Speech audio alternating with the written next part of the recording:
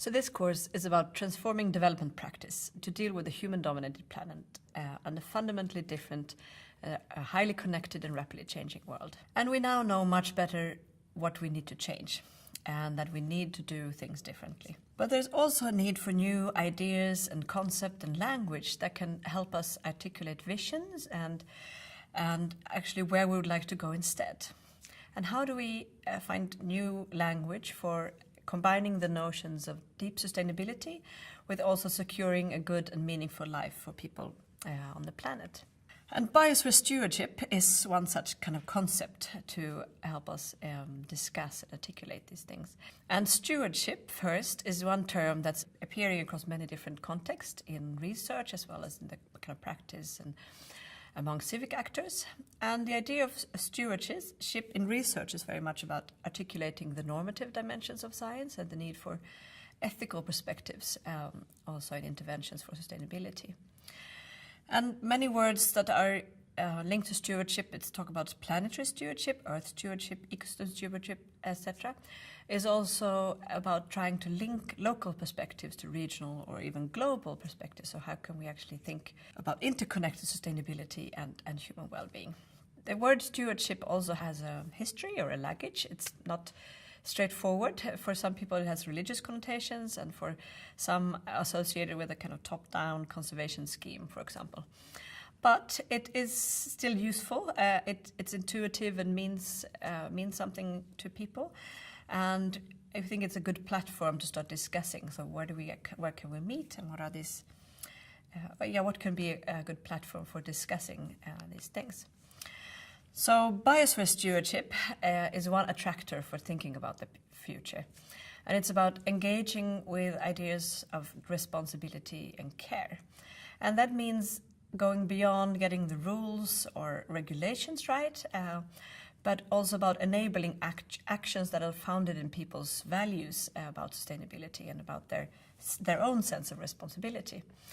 And there are actually numerous examples across the world and in different kinds of contexts where people are actively come together to protect the environment, to create a better landscape or a better place to live for themselves, and also protect certain species or crop diversity, etc. And some of these initiatives are founded in cultural values, in indigenous worldviews, etc. Others emerge out of more personal interactions with nature or deeply held personal values.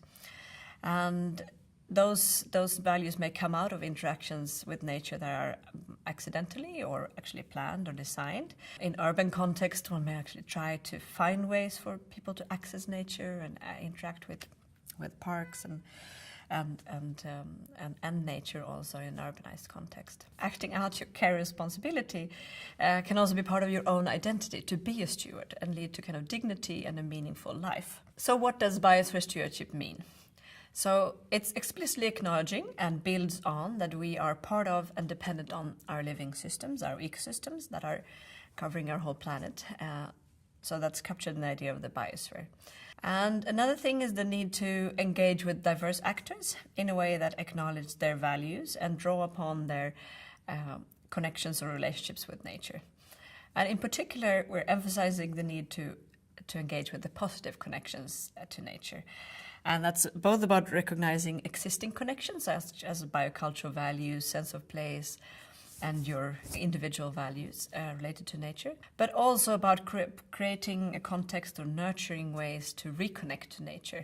For example, in the city, thinking about planning parks in a way that people can actually access and be in nature and learn and interact from that. Biosphere stewardship is also emphasizing the need to go beyond the local. It can take different forms at different scales and in different contexts. So the first association made with stewardship is that of a local actor, maybe a community that are stewards of the forest. But it can be different kinds of actors at different scales. For example, a government actor that's pushing for a new form of legislation. It can be a network of for example, conservationists that are thinking both about biodiversity, but also about people's well-being and connecting that across the globe. And it can even be commercial actors or companies who voluntarily agree to find ways to improve and monitor their environmental impact. And it's not just about actors. It's important to also think about the institutional context. How can stewardship activities and behaviors be enabled? So what are schemes that allow for stewardship to happen, for example, through securing property rights or providing seed funding for stewardship activities or supporting certain farming practices that are more sustainable, etc. And also ways for people to network. And in summary, it's useful to think of biosphere stewardship as emerging out of care, knowledge, and agency. So knowledge is really critical to understand and monitor the impact of our different actions. But the idea of stewardship is then emphasizing the need for that knowledge and learning to be embedded in care and responsibility to guide our actions. And it's also about then recognizing people's willingness to care and creating opportunities for people to come together, self-organize and mobilize themselves and other people and resources for action. So the take-home messages here is that we need to articulate a new vision for where we want to go. We need a narrative that people can be part of and that it's also has a normative dimension. And we need words and language for that.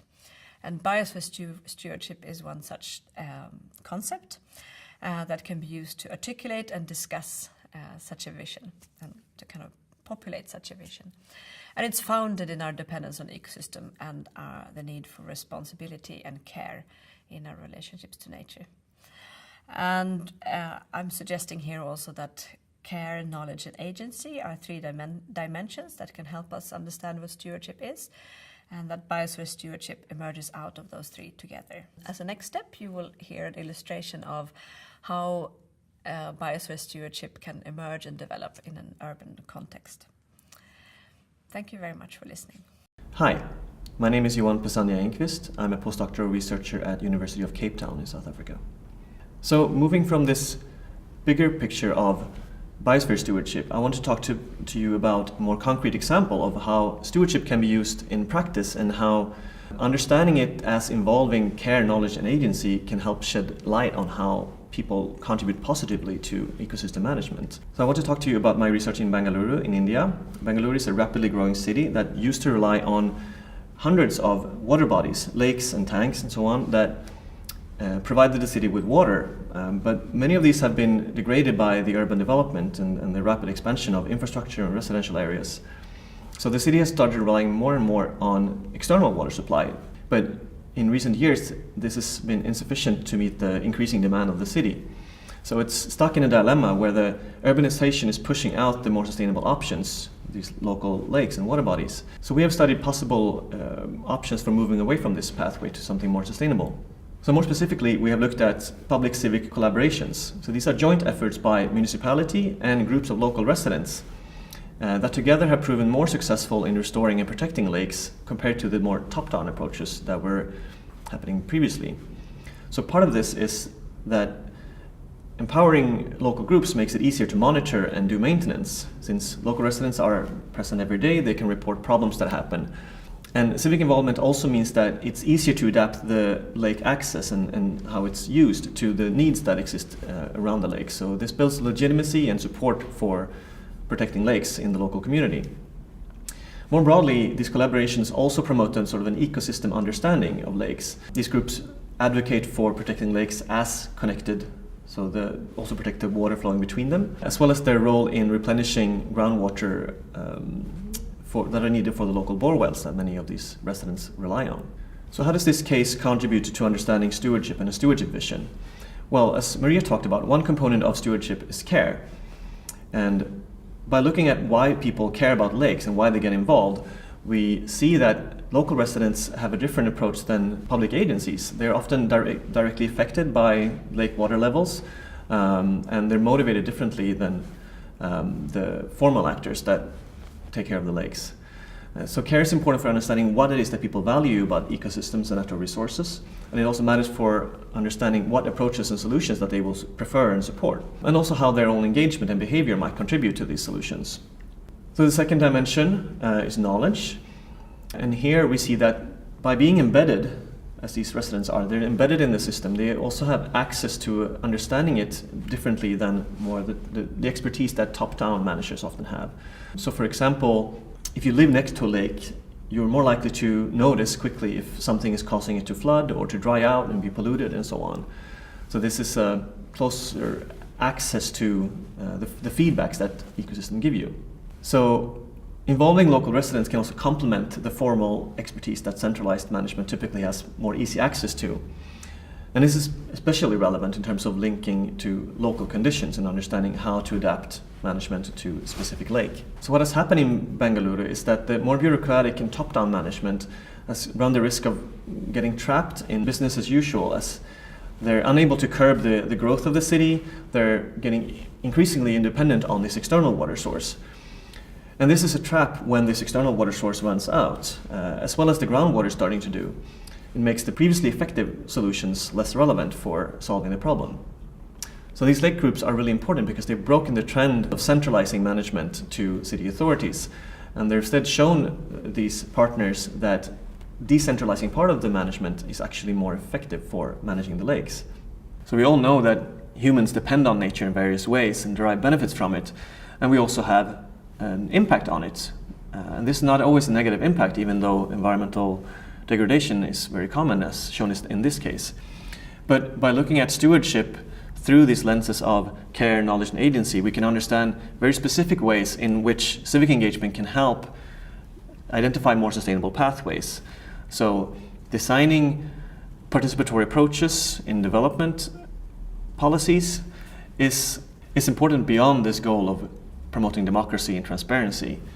It also actually helps promote sustainability in the long run. Thank you.